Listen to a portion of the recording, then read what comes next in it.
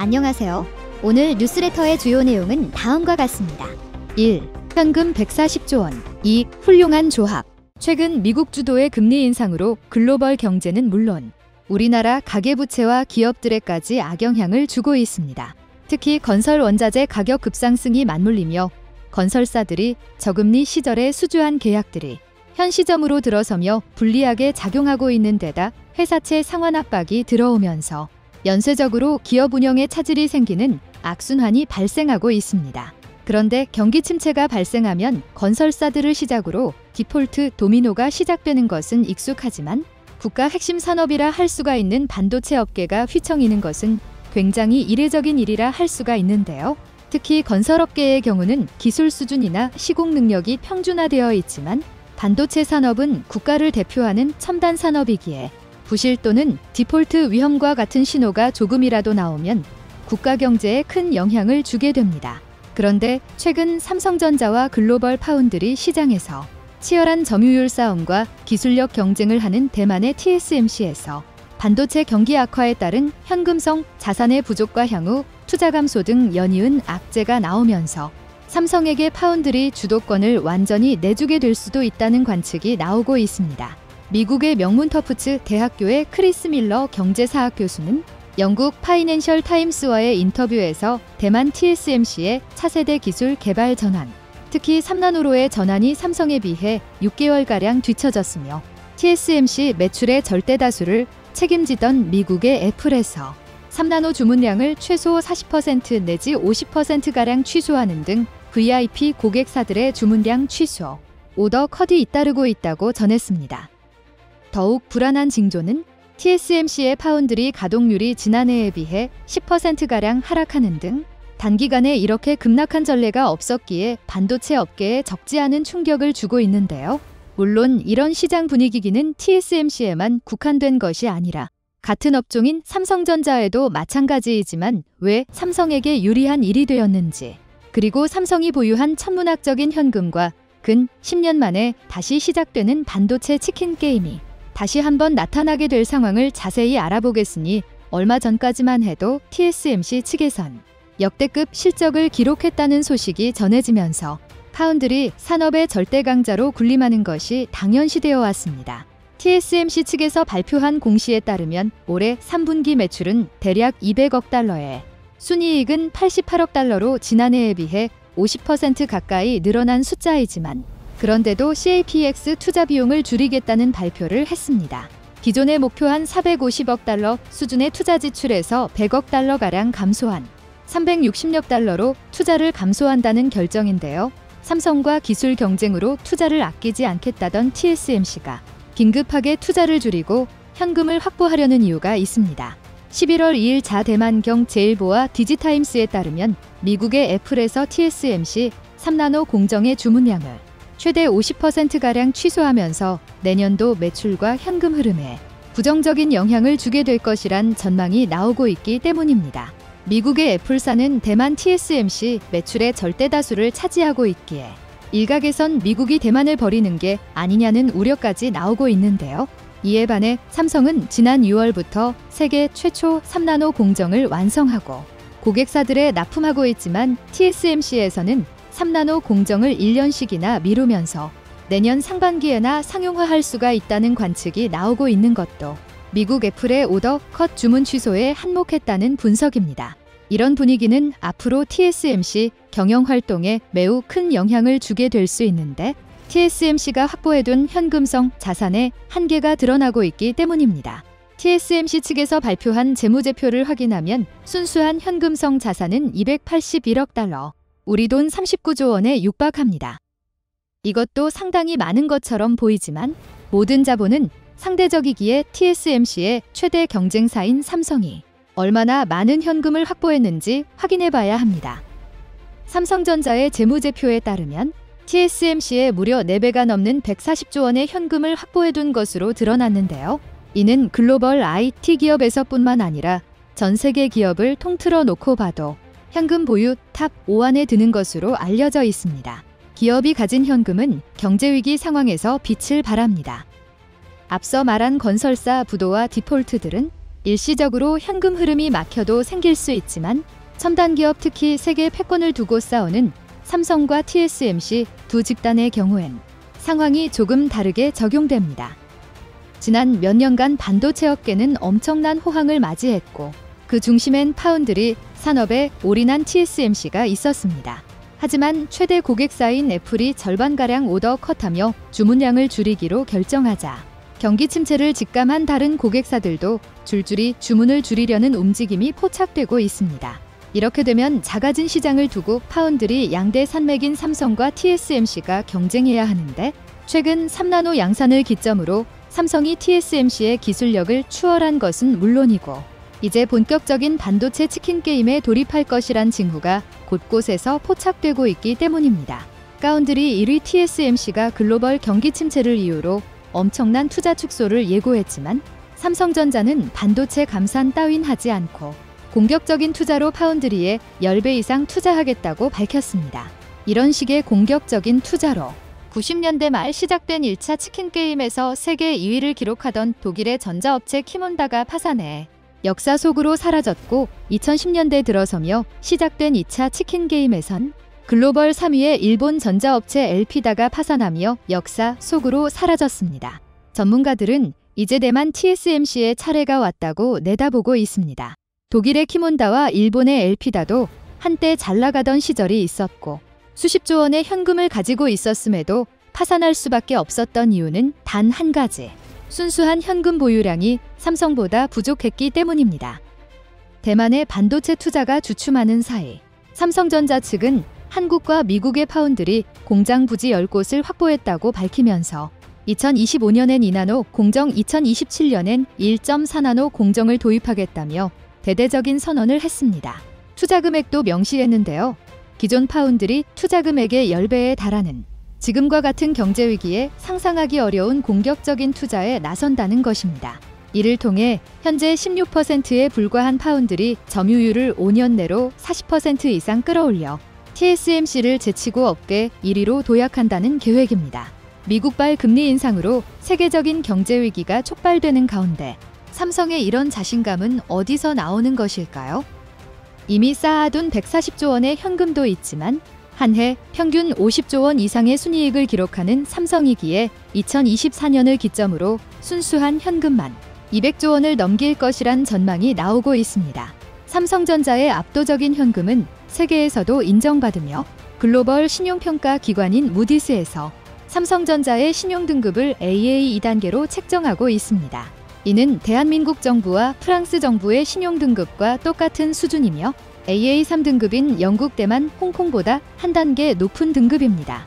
게다가 A1 등급인 일본, 중국보다는 2단계 높은 등급으로 삼성전자 기업이 얼마나 높은 신용도를 가졌는지 알 수 있는 지표입니다. 그런데 더욱 놀라운 점은 과거 한국 전자업체와의 경쟁에서 밀려 완전히 도태되었다가 최근 들어 다시 살아난 일본의 전자업계가 확보한 모든 순수한 현금을 합쳐도 삼성전자의 20%에 불과할 정도라고 하는데요. 파나소닉, 도시바, 소니, 히타치 등 일본의 모든 전자업계가 확보한 순수 현금은 29조 원에 불과합니다. 대만 TSMC가 가지고 있는 39조 원보다 10조 원이나 모자란 것으로 90년대 세계 1위를 호령하던 일본의 전자산업이 얼마나 뒤처졌는지 알 수 있는 대목입니다. 반도체 치킨 게임으로 파산한 독일과 일본은 삼성전자의 이런 행보에 혀를 내두르고 있습니다. 이번엔 대만 TSMC가 자신들과 같은 처지에 놓일 것이기 때문인데요. 해외 매체에서는 삼성의 기형적인 현금 보유량을 두고 삼성은 지금과 같은 경제 위기만을 기다려왔을 것이란 표현까지 하고 있습니다. 삼성이 여타 경쟁 업체들을 누르고 시장점 유율 1위로 도약했던 계기들은 전부 경제 위기가 껴있었으며 이런 경제 위기 속에 그동안 쌓아둔 현금으로 공격적인 투자와 치킨 게임을 벌여 경쟁 업체가 버티지 못하고 항복하게 만드는 작전을 써왔기 때문입니다. 게다가 대만 TSMC가 삼성과 치킨 게임에서 필패할 수밖에 없는 요인이 또 한 가지 있습니다. 물론 TSMC가 가진 현금 자산은 39조 원이고 삼성전자의 현금 자산은 140조 원부터 비교가 안 되는데 양사의 사업 구조 자체가 다르다는 것입니다. TSMC는 오직 파운드리 100%만 다루지만 삼성전자는 파운드리부터 메모리 반도체 그리고 종합 반도체 설계와 모바일 부문까지 종합적인 반도체 회사로 일 모든 것을 다 할 수가 있습니다. 즉, 어느 한 곳에서 위기가 생겨도 다른 쪽에서 충분히 만회가 가능한 구조인데요. 파운드리 산업에 100% 올인한 TSMC의 경우는 반도체 경기가 호황이 아닐 경우 다른 사업 분야에서 손실을 채울 수도 없고 고스란히 매출 감소를 맞이해야 합니다.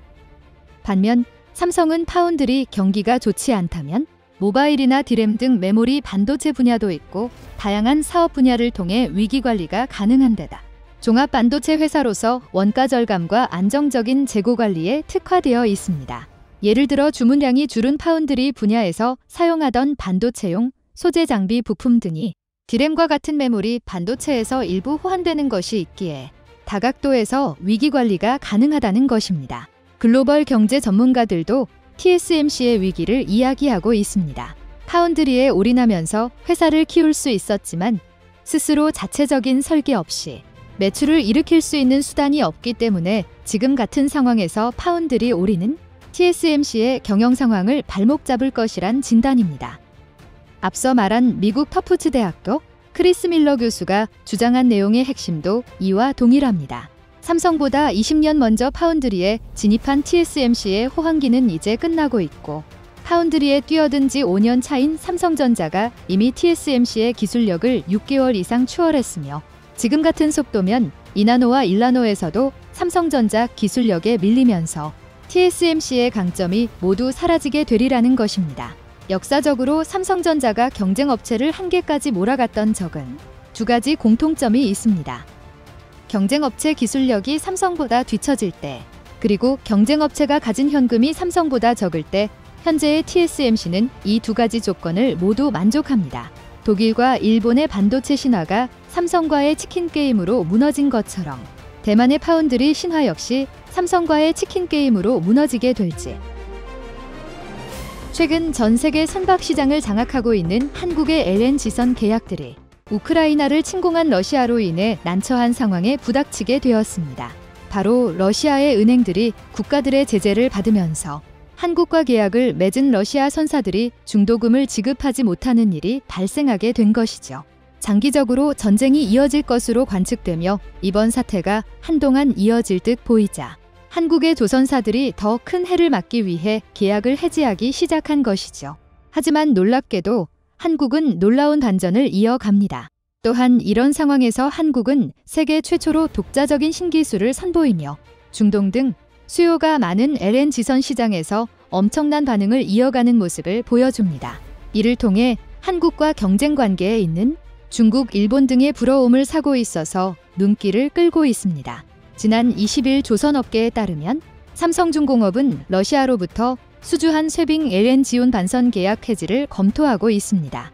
계약 해지는 2022년 연말 전에 시행될 것으로 예상됩니다. 이미 이에 앞서 대우조선해양은 지난 6월과 7월 두 차례에 걸쳐 러시아의 노바텍에 6,800억 원 규모의 쇠빙 LNG용 반선 두 척 계약 해지를 통보한 바 있죠.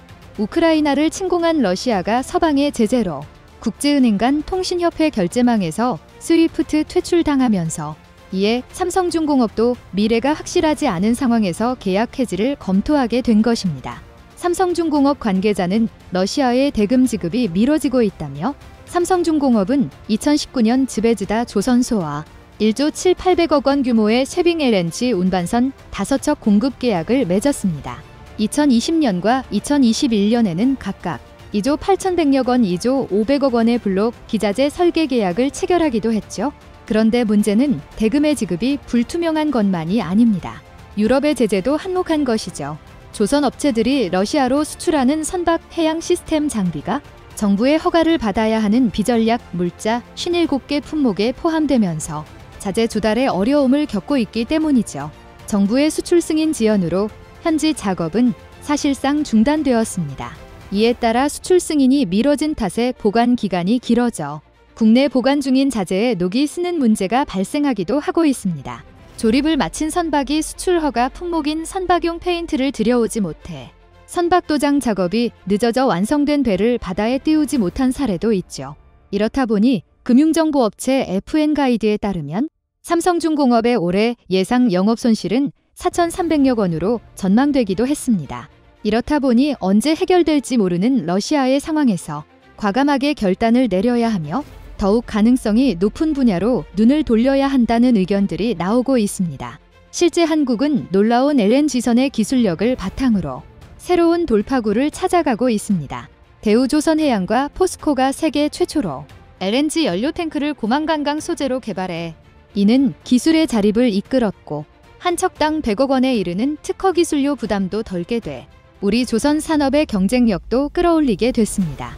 그동안 LNG 화물 연료 탱크에는 영하 163도 극저온을 견딜 수 있는 니켈 합금강, 알루미늄 스테인리스강이 사용됐는데 값이 비싸고 공정이 까다롭다는 단점을 안고 있었습니다. 그 이후에 이를 극복하기 위해 대우조선과 포스코가 공동 연구에 나선 지 10여 년 만에 차세대 소재로 주목받는 고만간강으로 탱크 제작에 성공한 것입니다. 이를 통해 재료비는 30% 이상 낮추고 강도와 내마모성은 크게 높이게 되었죠. 사실 우리 조선계는 LNG 연료 탱크를 생산할 때마다 한 척당 100억 원에 이르는 특허 기술료를 프랑스 기업 GTT에 부담해왔습니다. 하지만 이번 개발 성공으로 기술 자립에 성공하면서 이를 줄이게 되었으며 조선업계는 경쟁력이 더욱 강해질 수 있게 된 것이죠.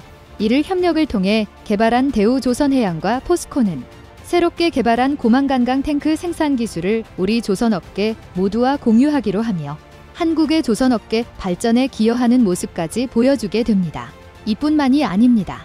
고만간강 소재는 연료 탱크뿐만 아니라 LNG 운반선의 화물창 제작에도 적용할 수 있을 것으로 기대하고 있습니다.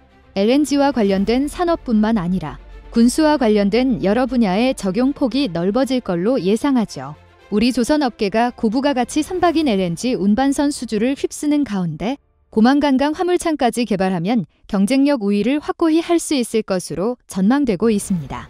이런 한국의 노력은 이산화탄소 및 대기오염물질과 관련한 배출가스 규제가 전 세계적으로 강화되는 상황에서도 빛을 보여줍니다. 영국의 조선 해운 시황 분석기관 클라크슨 리서치에 따르면 총톤수 GT 기준으로 올해 1에서 9월 신조선 발주의 59%가 대체 연료선인 것으로 집계되었는데 작년에 비해 2배 가까이 늘어난 것입니다. 대체 연료선은 환경오염을 막기 위해 기존의 연료 대신 친환경적인 연료를 사용하는 선박을 말합니다. 국제해사기구 IMO가 선박 운항 시 배출되는 이산화탄소량을 2008년 대비 2030년까지 40%, 2050년까지 70% 줄이는 안건을 채택해 친환경 선박 발주가 급증하는 것입니다. 현재 운항 중인 선박 중 대체 연료를 활용하는 비중도 2017년 2.3%, 작년 3.7%에서 현재 4.8%까지 늘었고 GT 기준으로도 현재 43.8%로 작년 28.2%였던 것과 비교해 많이 증가했습니다. 이에 맞춰서 국내 조선업계는 친환경 선박 시장도 선점하기 위해 차세대 기술 개발에 힘쓰고 있습니다. 현대중공업그룹의 조선 지주사인 한국조선해양은 최근 글로벌 에너지 기업 쉘과 두산퓨얼셀 하이에크시 암디 NV 선급과 선박용 연료전지 실증을 위한 컨소시엄 본계약을 체결했죠. 이 계약으로 현대중공업그룹은 2025년부터 쉘이 운용할 17만 4천 평방미터급 LNG 운반선에 600kW급 고효율 고체 산화물 연료전지를 탑재해 전력 발전에 활용하게 되었습니다. 장기적으로는 연료전지를 추진 동력원까지 적용할 수 있는 고효율 친환경 선박을 개발할 방침이기도 하게 되었습니다. 대우조선해양은 영국 선급 로이드 LR 독일 엔진 개발사인 만 ES4와 함께 암모니아 추진 초대형 원유 운반선 VLCC 개발을 위한 활동을 이어가고 있습니다. 대우조선은 전체 설비의 안전성 검토까지 완료하고 로이드 선급으로부터 암모니아 추진 VLCC에 대한 기본 인증을 공식적으로 획득했습니다. 이렇게 국내 조선사의 시대에 맞는 노력을 통해 한국은 시장 상황을 극복해 나가고 있습니다. 특히 러시아와의 계약 파기로 인해 삼성중공업의 올해 예상 영업 손실은 4,300억 원으로 전망하지만 2023년부터 1,400억 원의 영업이익으로 흑자 전환할 전망입니다. 오는 2024년에는 3,800억 원의 이익을 기록할 것으로 기대되기도 하죠. 현재 국내 조선사들이 3에서 4년치 일감을 확보한 상태입니다. 또한 원달러 환율까지 급등하면서 선가 인상 효과가 극대화되며 LNG선 가격이 어디까지 오를지 주목하고 있죠. 일각에서는 신조가 2억 5천만 달러를 넘어설 수 있다는 전망까지 나오고 있습니다. 과연 한국의 조선업 산업이 얼마큼 위기를 잘 넘기고 기회를 활용할지 귀추가 주목되고 있습니다.